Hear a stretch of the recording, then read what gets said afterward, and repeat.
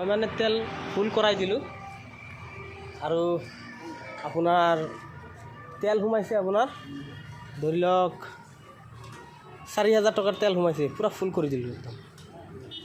বাকী কালি দেখা যাব যোৰাবাট গুৱাহাটী পাই লওঁ আগত তেল ভৰাই ল'লোঁ 4,000 টকা সোমাইছে তেল।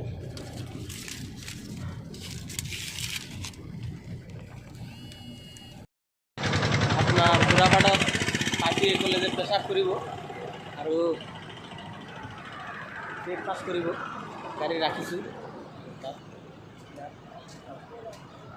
2 নম্বৰ কথা হ'ল আপোনাৰ ময়ো কিবা এটা খাই লওঁ, যাই চাওঁ কি আছে হোটেলত